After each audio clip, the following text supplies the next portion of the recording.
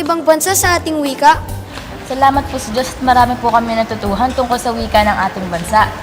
Salamat sa Diyos. O sige, Bible story naman tayo. Sige po, Kuya Eric. Kahapon ay nalaman natin ang pagsasalita ng Panginoon sa batang si Samuel. Nagsalita po ang Panginoon kay Samuel at tinawag po siya nang siya'y nakahiga upang matulog po sa templo ng Panginoon. Pero inakala po ng batang si Samuel na ang pagtawag na iyon ay pagtawag po sa kanya ng saserdoting si Eli. Nahalata po ni Eli na ang Panginoon ang tumawag kay Samuel, kaya't pinayuhan niya po siya ng dapat niyang sabihin. Oo. Ngayon, ito naman ang sinabi ng Panginoon kay Samuel. Basahin na natin ang nakasulat sa aklat ng unang Samuel sa 3, 10 hanggang 21. At ang Panginoon ay naparoon at tumayo at tumawag na gaya ng una. Samuel, Samuel, magsalita ka sapagkat dinirinig ng iyong lingkod. Narito, gagawa ako ng isang bagay sa Israel na ang dalawang tainga ng bawat isa na nakikinig ay magpapanting. Sa araw na yaon ay aking tutuparin kay Eli ang lahat na aking sinalita tungkol sa kanyang sangbahayan, mula sa pasimula hanggang sa wakas, sapagkat aking isinaysay sa kanya na aking huhukuman ang kanyang sangbahayan magpakailanman, dahil sa kasamaan na kanyang nalalaman, sapagkat ang kanyang mga anak ay nagdala ng sumpa sa kanilang sarili, at hindi niya sinangsala sila. At kaya't ako'y sumumpa sa sangbahayan ni Eli, na ang kasamaan ng sangbahayan ni Eli ay hindi mapapawi ng hain o handog man magpakailanman. At nahiga si Samuel hanggang sa kinaumagahan, at ibinukas ang mga pinto ng bahay ng Panginoon. At natakot si Samuel na saysayin kay Eli ang panaginip. Nang magkagayoy, tinawag ni Eli si Samuel at nagsabi, Samuel, anak ko, narito ako. Ano ang bagay na sinalita sa iyo? Isinasamo ko sa iyo na huwag mong ilihim sa akin. Hatulad ka ng Diyos, at lalo na kung iyong ililihim sa akin ang anumang bagay sa lahat ng mga bagay na kanyang sinalita sa iyo.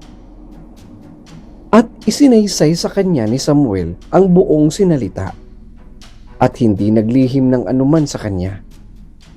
At kanyang sinabi, Panginoon nga, gawin niya ang inaakala niyang mabuti. At si Samuel ay lumalaki, at ang Panginoon ay sumasa kanya, at walang di pinapangyari sa kanyang mga salita. At nakilala ng buong Israel mula sa Dan hanggang sa Beerseba na si Samuel ay tinatag na maging propeta ng Panginoon. At napakilala uli ang Panginoon sa Silo, sapagkat ang Panginoon ay napakilala kay Samuel sa Silo sa pamamagitan ng salita ng Panginoon.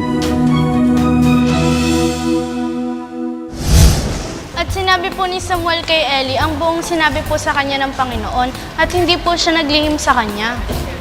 Teka po. Ano po ba ang mga sumunod na nangyari sa mga Israelita? Yan naman ang matutunghayan natin next week kung loloobin ng Panginoon. Kaya't huwag kayong liliban. Ano mang bansa ang naka-impluwensya sa ating wika, ang mahalaga ay nagkakaunawaan tayo. Nagagamit natin ng mga wikang ito para sa ating pakikipag-usap.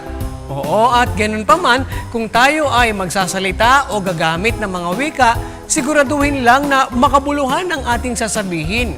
Dahil ang sabi sa Biblia, sa aklat ng Kolosas, sa 4 at 6, ang inyong pananalita naway laging may biyaya na magkalasang asin, upang inyong maalaman kung ano ang nararapat ninyong isagot sa bawat isa. Mga bata, marami pa tayong pag-aaralan sa pagdiriwang ng buwan ng wika, ha? Kaya huwag kayong liliban sa susunod na linggo kung loloobin ng Diyos.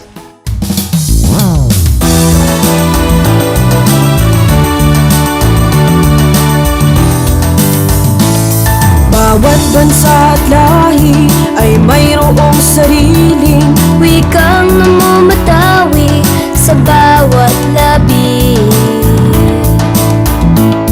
Ang wika ay kailangan sa pagkakakilanlan at magkaunawaan ang buong sambayanan.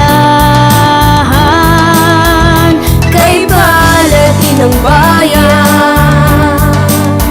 Sa iyo'y nasumbungan,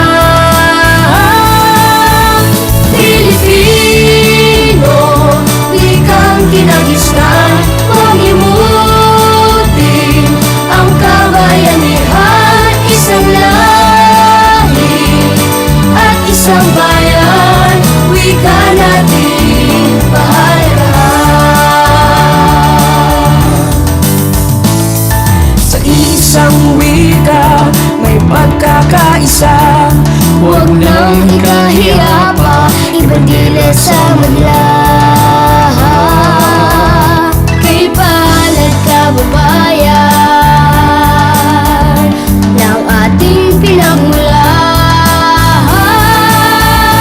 Pilipino, wikang kinagisnan, huwag limutin ang kabayanihan, isang lahi at isang bayan, wika natin pahalagahan. Ang ating wikang pambansa, Biyaya sa atin ng Amang lumikha. Pilipino, wikang kinagisnan, huwag limutin ang kabayanihan, isang lahi at isang bayan, wika natin pahalagahan. At sikapin natin na mabatid aral ng Diyos sa matuwid, aral ng Diyos sa matuwid. Hanggang dito mga bata, next week kung loloobin ng Panginoon ay muli tayong magkita-kita. Dito lang sa nag-iisang Bible School on Air, ang KNC Show, Noticias while we grow. Sa tulong ng ating Diyos Ama, isipan ay magliliwanag. The KNC Show, Noticias while we grow. Sa tulong ng ating Diyos Ama, isipan ay magliliwanag na.